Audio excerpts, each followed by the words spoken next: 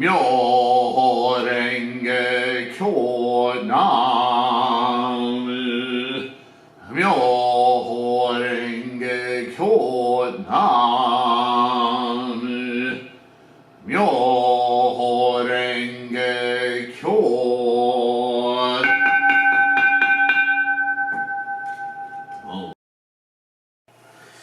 And this video we will complete the Gosho on the recitation of expedient means and lifespan chapters for Gongyo.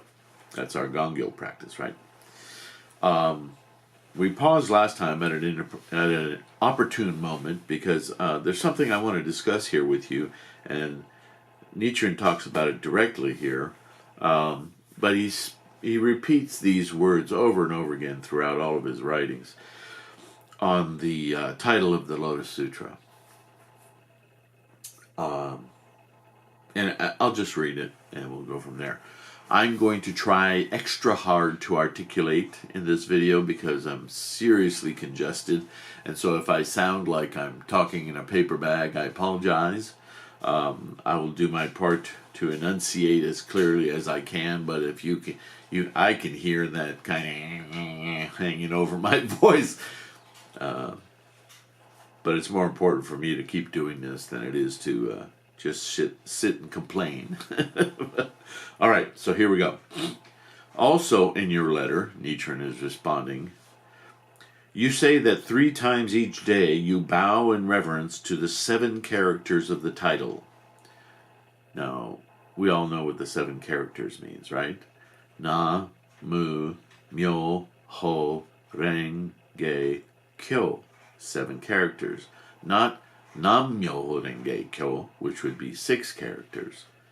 7 are the full pronunciation, Na, and a separate character altogether, Mu, and then the 5 characters, Myoho Renge Kyo. This is why we practice our Daimoku in this way. When Nichiren references the Daimoku, he always says 7 or 5 characters when he distinguishes the characters that he then put down the center of the Gohonzon. It's not because they're in the Gohonzon that he mentions it. He mentions it because that is the way of Lotus Sutra practice for 600-700 years before his advent. He didn't make it up. A lot of people think that Nichiren invented this. He did not invent this. Nichiren's whole life was about identifying that this was Shakyamuni Buddha's most efficacious way for anyone to awaken their inherent, in other words, current Buddha nature in this moment, in this life, here and now. When you invoke Namu Myoho Renge Kyo, you are invoking the entire breadth of the Buddha's teachings. So I've been getting this question in different ways on Quora and on my videos. There's a lot of confusion, not because you guys aren't capable of understanding, but because there are people, groups, cults, organization, whatever, that in representing themselves want to identify these teachings in a way that's advantageous for them to control their membership. My whole purpose in life is to dismantle that and get back to the core, as Nichiren did, as Tendai did, as Nagarjuna did, but all of these great scholars, they constantly bring everything back to the simplicity of the teachings. And in our day and age, in the latter day of the law, Mappo, whatever label you want to put on it, after the 500-year period after the Buddha's passing, this is all from the sutras, again, not inventing it. In our day and age, we are the bodhisattvas of the earth. We are the Sangha, you and I. We are the treasure of the Sangha. The Buddha is not a person, it is a state of mind. That is the first treasure. The second treasure is realizing that. The Dharma is our path to realizing that. And how, and what is the proper... And we're back. Sorry about that. Seems I'm sorry a lot today. My battery died. What do you know? That mundane world just keeps interrupting our enlightenment, doesn't it? Okay. So, as I was saying, the 7 or the 5 characters. When we chant, we invoke the entirety of the Buddhist scholarship and immediately connect with our own Buddha mind, which is a universal mind of the process of life. So we attain our enlightenment in this present form, in this life. No reincarnations, no, other mystical things, nothing after death. It's all the here and now. So, in her letter to the Nichiren Shonin, she obviously is describing her practice. So he's going to talk about it here. You say that you bow in reverence to the 7 characters of the title, and that each day you repeat the words Namu Ichijo Myoten. That's a different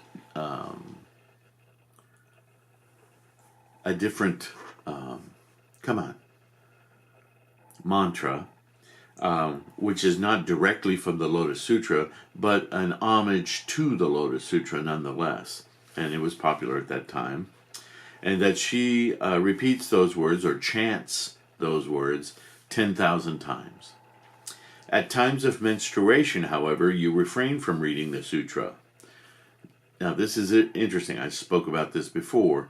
This is a woman writing Nichiren. And there's something very distinct about Buddhism as opposed to any other philosophy or method or certainly religions in the world. It is completely egalitarian. So women, yes, women too, have their Buddha nature just as we men do, and they can awaken it the same way we do. Okay? You ask if it is unseemly to bow in reverence to the 7 characters or to recite Namu Ichijo Myoten without facing the Lotus Sutra, or if you should refrain from doing even that during your menstrual period. You also ask how many days following the end of your period you should wait before resuming recitation of the sutra. So, you can read more about that in the notes in the background here, and you can do your own research on it. But basically what this speaks to is for even to this day, women suffer categorizations from men that try to take away their power, make them seem dirty, making them seem less than. All right? And obviously, in Nichiren's time, in the shogunate, women were still possessions and had very few rights, and men would pick on them with ease. Women are kind of mystical to men, even today. That whole birthing process and reproduction process, we desperately need women, obviously, or our species would end. But at the same time, men want to regain their power over that, because that's pretty intense power, and so they find ways to diminish women's identity so we keep them in their place, right? So menstruation's a real simple one, right? Without getting crass, there's lots of I don't want to say demonization, but certainly diminishments in all kinds of forms today about women's menstrual cycles, right? But that isn't actually, for you ladies out there, I remember I had a girlfriend many years ago who was really kind of angry at herself whenever she had her period. And I went to great lengths to explain to her how amazing and precious that process is, and that she should be proud, in fact, of simply being able to do that, let alone what it represents, because it's a cleansing of the body, it's a replenishment, it's so many things. So I'm sharing that with you now. And then we'll continue. But just so you have a context for what this struggle is this poor woman is going through, because she's thinking, well, am I disrespect with my filth? Am I disrespecting Gohonzon or the Lotus Sutra by chanting for my Buddha nature while I'm such a sully, filthy thing? Am I really, doing the wrong thing? So Nichiren says, this is a matter that concerns all women and about which they always inquire. In past times, too, we find that many persons addressing themselves to this question concerning women, but because the sacred teachings put forward by the Buddha in the course of his lifetime do not touch upon this point, no one has been able to offer any clear scriptural proof upon which to base an answer. In my own study of the sacred teachings, though I find clear prohibitions on certain days of the month against the impurity of things like meat or wine or the 5 spicy foods or sexual acts, for instance, I've never come across any passage in the sutras or treatises that speaks of avoidance connected with menstruation. Well, that's a significant point. Nichiren, he's my hero in a way because he's such a great scholar, and to live up to his scholarship is a lofty goal for me. So it's wonderful that he does that because, gosh, if you're going to have prohibitions for eating meat on certain days or what, and these are early Buddhist teachings. Remember, I've talked about that before.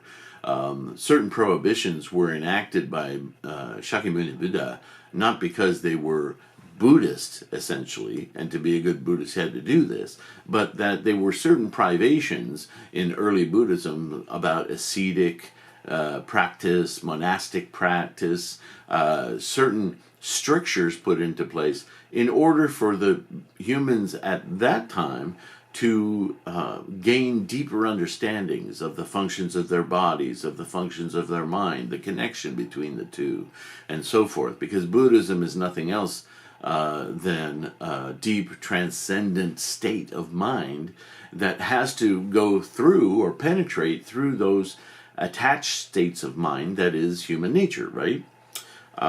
So please be clear on that. Now, certainly, though, since they were specific, why was there nothing specific about menstruation? In society, there certainly was. All right? So while the Buddha was in the world, many women in their prime became nuns and devoted themselves to the Buddha's teachings. But they were never shunned on account of their menstrual period. Judging from this, I would say that menstruation does not represent any kind of impurity coming from an external source. It is simply a characteristic of the female sex. Now, this is in 1230, 1250. I mean, this is a long time ago, 13th century. It's pretty advanced thinking. And this has been true of Buddhism since the start. This is one of the reasons Buddha himself, Shakyamuni Buddha, was persecuted and people wanted to kill him, because he was so revolutionary in the way that he put the quality of life squarely on the individual. Because even to this day, we have extremely authoritarian dictatorships all over the world because the people secede their power to an authority. And my own personal opinion is that this is the goal of all world religions. I don't care which religion it is. It's about inculcating that sense of releasing your responsibility for yourself and letting someone else, something else, be the authority for how you live your life. There may have been usefulness to that at some point, but it became a method of control. Buddhism is not about that at all. It's about creating great individuals, very much like the ancient Greeks. Aristotle would have a lot to say about that. Good government, Aristotle said, starts with the individual, then grows to the family, the household, the homestead, the community, the city. It grows from the individual outward, rather than the government, this large entity of elites, imposing their will. That is not good government in the eyes of Aristotle, nor is it hundreds of years earlier in Shakyamuni's view. So that runs counter to a lot of people who like having power, right?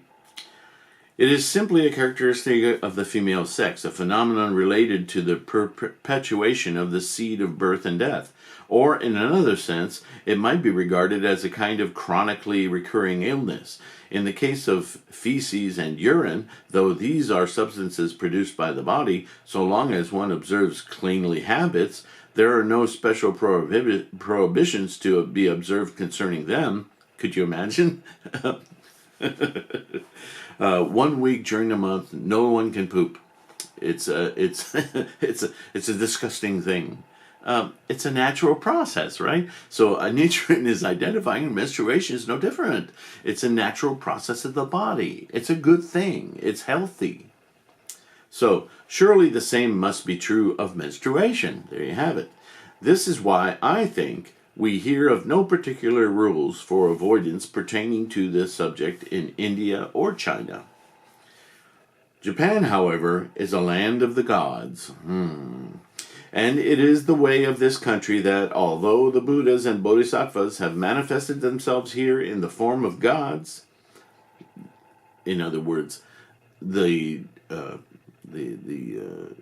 Japanese culture has imposed their folklore on Buddhist teachings. This is, in fact, one of the things, the great fights of Nichiren's life, is to clear away all of these defilements, really, of the Buddhist teachings and get things back to center, get things back to a clean understanding of what actual Buddhist practice is. Japan certainly isn't the only country guilty of this, but in Nichiren's time in Japan, it was his opportunity. So, strangely enough, in many cases, they do not conform to the sutras and treatises. That's what I just said. Nevertheless, if one goes against them, one will incur actual punishment. Oh, so now he's saying, well, there's the right way to practice Buddhism, and then there's the smart way to practice Buddhism and realize where you are, and you may have to adopt certain habits for your own protection from outside, but inside, in your own mind, you need to know what the truth is, even though you may have to operate within certain careful parameters so as not to bring punishment or consequences upon yourself simply because you're practicing correctly, right? So, when we scrutinize the sutras and treatises with care, we find that there is a teaching about a precept known as following the customs of the region that corresponds to this. The meaning of this precept is that so long as no seriously offensive act is involved, and then even if one were to depart to some slight degree from the teachings of Buddhism, it would be better to avoid going against the manners and customs of the country. This is a precept expounded by the Buddha. It appears that some wise men who are unaware of this point express extreme views, saying such things as because the gods are demon-like beings, they are unworthy of reverence, and that this has offended many lay supporters. Again, this is just bluster of authoritarian types, right? If so, since the gods of Japan have in most cases desired that prohibitions be observed during the period of menstruation, perhaps people born in this country should seriously observe such prohibitions. Certainly within the public arena, right? But in the privacy of your own home, you can practice correctly without fear of punishment. But be aware, right? Be a smart Buddhist. However, I do not think that such prohibitions should interfere with a woman's daily religious devotions. There it is. I would guess that it is persons who never had any resolute mind or conviction in the Lotus Sutra to begin with who tell you otherwise. They are trying to think of some way to make you stop reciting the sutra, but they do not feel that they can come right out and advise you to cast the sutra aside. So they use the pretext of bodily impurity to try to distance you from it. They intimidate you by telling you that if you continue your regular devotions during a period of impurity, you will be treating the sutra with disrespect. In this way, they mean to trick you into incurring an offense. I hope you keep this in mind, all I have said regarding this matter. On this basis, Even if your menstrual period should last as long as 7 days, if you feel so inclined, dispense with reading of the sutra and simply recite the 7 characters Namu Myoho Renge Kyo. Also, when making your devotions, you need not bow facing the sutra. On the other hand, if suddenly you should feel, for example, the approach of death, then even if you're eating fish or fowl, if you are able to read the sutra, you should do so, and likewise chant Namo Myoho Renge Kyo. Needless to say, the same principle applies during your period of menstruation. Though reciting the words Namu Ichijo Myoten amounts to the same thing, it would be better if you just chanted Namu Myoho Renge Kyo, as Bodhisattva Vasubandhu and the great teacher Tendai did. There are specific reasons why I say this, respectfully, Nichiren.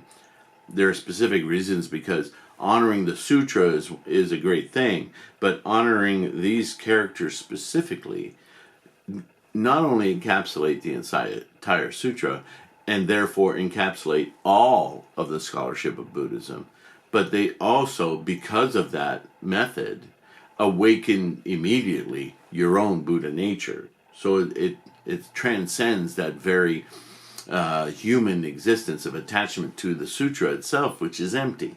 So there's a very profound reason why Namo Myoho Renge Kyo is a far more profound mantra than simply honoring the Lotus Sutra, which is a great thing, but it's not nearly as penetrative. Correct? Follow? All right. So with that, I'm going to stitch together these 2 videos because of my battery death. Namo Myoho Renge Kyo for the battery. And our next, this should be a good one, our next Gosho will be the encouragement to a sick person. So we'll deal with illness and karma and some other oft-asked questions on my various forums and videos. Speaking of which, I've had recent questions about people will read the Lotus Sutra, they first get exposed to Nichiren Buddhism or Buddhism in its entirety. Nichiren Buddhism is spreading more and more throughout the world, and people's first encounter with the Lotus Sutra can seem very confusing. This is the word people use when they talk to me. This is so confusing. How can I understand it? What book should I read? How should I go on? And of course, I try to answer them specifically to whatever their question and state of life is, and I'll chant about it. But I also make mention, and I will now again, since you're watching this video, if you look at playlists that I have, I grouped certain videos under the titles of certain sutras, like the Lotus Sutra. I think I have like over 40 videos just on the Lotus Sutra, and what I've done is actually read the sutra aloud to you, interjecting, as I do now, interpretations that are more modern, more easily understood, so that you can begin to get a sense for how the hyperbole works in the various sutras, how the devices of certain stories are meant to be read. Not just telling you what they mean, because then that would just be Sylvain Chamberlain Buddhism, right? My Bodhisattva activity is to unwind these various ways of teachings and demonstrate to you how to read them and understand them with a modern mind so that you can do it for yourself. So that's number one. That person asking about the Lotus Sutra and being confused by it can certainly go chapter by chapter and read with me the Lotus Sutra and listen to how I interpret it and the methods I use that you can then use. But beyond that, I also have done the same thing with the Lankavatara and the Viramalakirti and the Perfection of Wisdom teachings. Some of them are more dialogue and less reading, and some of them have more reading. The Lotus Sutra ones, by the way, I will remind you, I use about half a dozen different versions of the Lotus Sutra, including the late 1880s version from H. Kern, which only has the 27 chapters, and a different Chinese translation by Kumarajiva. The wonderful thing about that, and I encourage all of you to do that, is read as many versions, not just different sutra, but different versions, different translations, because the truth will out. It actually becomes more obvious, I feel, it certainly did for me, to read different translations, different points of view about the exact same text, or even different, slightly different texts and translations. Because the translations aren't just once. They're, you know, they went from Sanskrit to and Pali to different scholarly Chinese, more culturally, what's the word I'm looking for? Popular Chinese, and other. So there's many versions. And Tibetan, and so on and so forth, let alone the English scholarship that comes later that looks through all of those and translates those. So whatever access you have, read as many. If there's one sutra even in particular that you like, don't cut yourself off from others. Find a few at least, and then start comparing the translations, and you'll have aha moments. You'll come to things and you go, oh, now I get it. It may take just one word, and you, oh, I was stuck on thinking that way. I really need to think this way. And that's all I try to do in my videos, is give you the benefit of my own aha moments, right? With that, thank you so much for being a member of this Sangha, as we all are. Continue to practice with determination and pleasure. Enjoy your practice. And I will see you in the next video. Namo Myoho Renge Kyo. Bye now.